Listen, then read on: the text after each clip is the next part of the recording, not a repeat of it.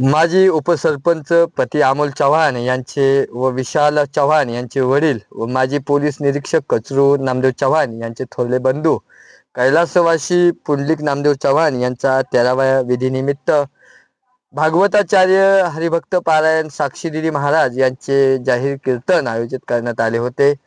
यावेळी तुकाराम महाराजांच्या अभंग घेत कीर्तनाचे प्रबोधन करण्यात आले होते। यावेळी भाविक भक्त नातेवाईक आप्तेष्ट या प्रसंगी बहुसंख्येने उपस्थित होते। CNI महाराष्ट्र न्यूज साठी जितेंद्र लिंगायत, संत छत्रपती संभाजीनगर। आणि कीर्तनामध्ये सर्वात जास्त मान कुणाला असतो तर तू विनेकऱ्याला असतो बरं का।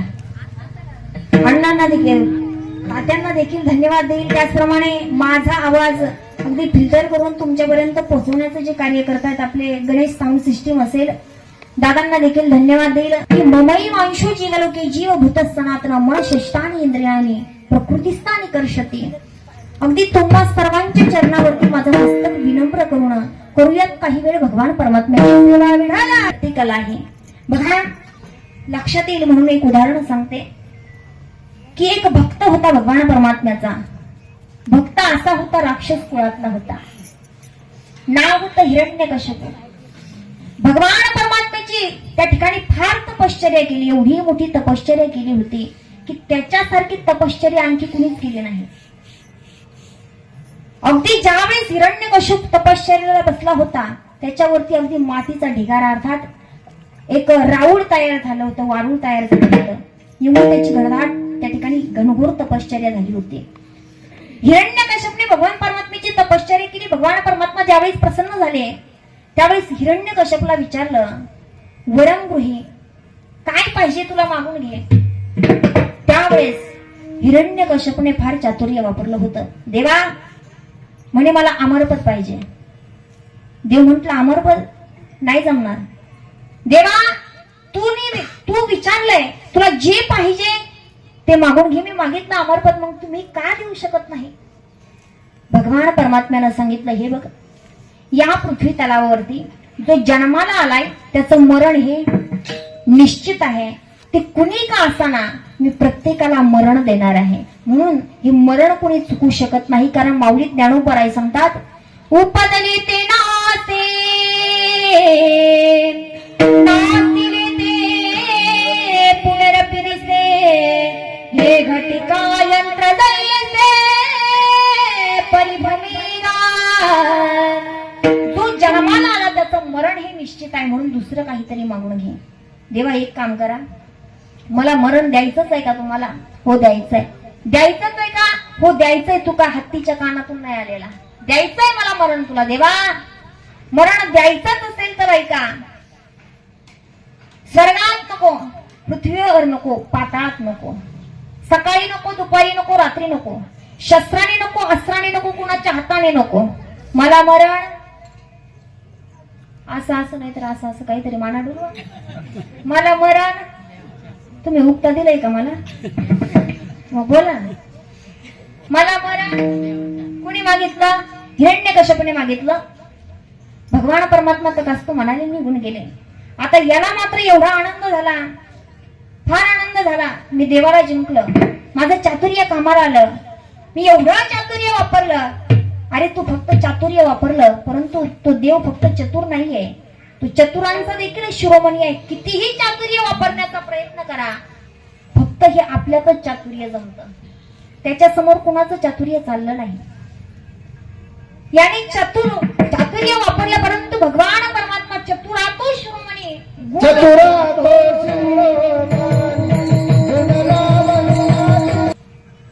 भगवान परमात्म्याने त्याला उंबरठ्यावर मारण्याकरता घेतलं होतं। याने सांगितलं होतं शस्त्राने नको, अस्त्राने नको, कुणाच्या हाताने नको।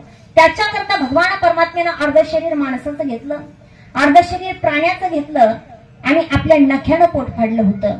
याने सांगितलं होतं सकाळी नको, दुपारी नको, रात्री नको। भगवान परमात्मा तिन्ही सांजेला प्रगट झाले पण मारलं होतं। एवढं चातुर्य कुणी वापरलं होतं, त्याच्यासाठी अवतार घेतला होता। कोणता अवतार होता तो? नृसिंह अवतार। नृसिंह अवतार धारण केला आणि मारलं। सांगायचं तात्पर्य, सांगायचा अर्थ एकच आहे की मरण हे कुणालाच चुकत नाही, म्हणून या जन्म आणि मरणाच्या फेऱ्यातून कुणाची सुटका नाहीये. म्हणून उपदले ते नासे नासिले ते पुनरभिदिसे हे घटिका यंत्र लईसे परिभवेगा. हे दोन सोळी प्रत्येकाच्या जीवनामध्ये आल्याशिवाय राहणार नाहीये. प्रत्येकाच्या जीवनामध्ये हे सोळे घालून दिलेले आहे आणि तत्पूर्वी 16 संस्कार सुद्धा प्रत्येक जीवावरती घालून दिलेले आहे. त्यापैकी महत्वाचे संस्कार आहे बघा. गर्भाधानम पुंसवणम सिवंतो नयनम तथा जात कर्मजनामते निष्कर्मणम तथापिच अन्नप्राशनम चुडाकर्म विद्यारंभम च वेदनम. ही सगळी जी संस्कार आहेत, तुम्ही म्हणाला असं संस्कृत आम्हाला काही कळत नाही, आम्हाला सोप्या भाषेत सांगा, म्हणजे असं बोलल्याच्या नंतर आमच्या डोक्यावरून जाईल. ऐका, महत्वाचे 3 संस्कार सांगते आणि पुढे चालते. पहिला संस्कार आहे जन्म संस्कार, अर्थात नामकरण संस्कार. जो व्यक्ती जन्माला आला त्याचं नाव आहे रामभाऊ तात्या, श्यामभाऊ तात्या, प्रत्येकाचं नाव हे ठेवलेलं आहे, काही का असं ना, परंतु नाव हे प्रत्येकाचं ठेवलं जातं. दुसरा संस्कार आहे विवाह संस्कार. आता हा जो संस्कार आहे हा प्रत्येकाच्या जीवनामध्ये होतोच, याची काही शाश्वती मी देऊ शकत नाही, कारण आजकालचा विषय जरा वेगळा आहे. आजकाल भेटतच नाही तर प्रत्येकाची होईल याची काही शाश्वती, याची काही गॅरंटी काही राहिलेली नाही. दुसरा संस्कार आहे विवाह संस्कार आणि तिसरा संस्कार आहे मृत्यू संस्कार. ज्याचं नामकरण संस्कार झाला त्याचा शेवटचा अंत्यविधी संस्कार होणारच आहे. हे झाले किती? 16तून 3 गेले. फटाफटा बोला गाड्या तुम्ही, माझं गणित कच्चं आहे, एक तर मी सांगितलं असतं ते, पण 16तून 3 गेले, 13 राहिले. आता ऐका, हे जे 13 संस्कार आहे, मनुष्य गेल्याच्या नंतर ज्यावेळेस अंत्यविधी संस्कार झाला त्याच्यानंतर त्या घरामध्ये त्या गेलेल्या व्यक्तीचा एक फोटो लावला जातो आणि त्या फोटो समोर एक दिवा जाळतात. महिला मंडळ दिवा जाळतात आणि तो दिवा का जातो त्याचं कारण तुम्हाला माहितीये? आता तुम्ही माझ्यापेक्षा वयानं ज्ञानानं सगळ्याच गोष्टीने मोठे आहात, तुम्हाला सगळं माहिती असेल, परंतु ऐका, दिवा का जाळतात? ज्यांना माहिती नसेल त्यांनी माहिती करून घ्या. तो जो दिवा आहे 13 दिवस विझवले जात नाही. त्याचं एकमेव कारण म्हणजे अग्नीच्या साक्षीने त्या ठिकाणी त्या जीवात्म्यावरती ते जे 13 संस्कार आहेत ते चालू असतात आणि हे संस्कार करण्याची जबाबदारी ही त्याच्या कुटुंबावरती असते, अर्थात त्याच्या मुलांवरती मुलींवरती असते, कारण ते पितृऋणातून उतराई होण्याचा त्या ठिकाणी प्रयत्न त्यांचा चालू असतो. म्हणून खऱ्या अर्थानं करायचा असतो तो 13वा विठाला. त्या गोष्टीत आपली वासना गुंतते, त्याच वासनेपोटी त्याच वासनेपायी आपल्याला पुढील जन्म मिळत असतो. ही वासना फार वाईट आहे. वासना कशी आहे याचं वर्णन संत महात्म्यांनी केलेलं आहे. कसं? हरी वासना ओढाड गाय गड्या वासना ओढाड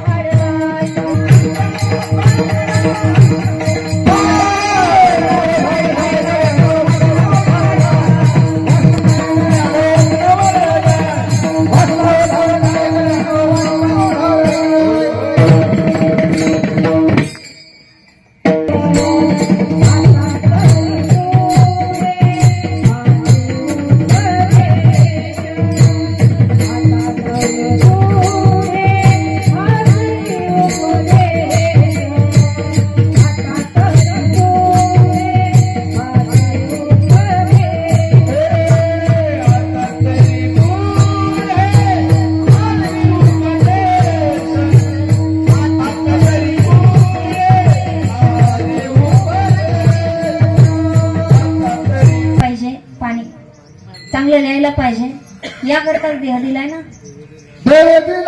तो या झाला फाटा बाधिकेचा कशा करता दिलाय देह?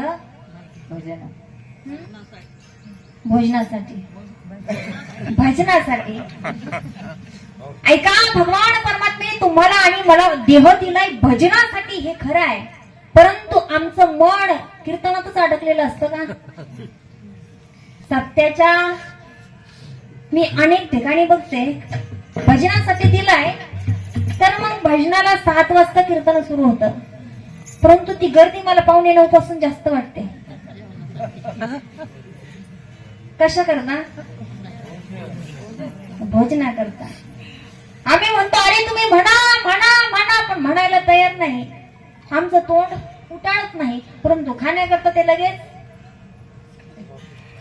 अरे देह दिलाय कशा करता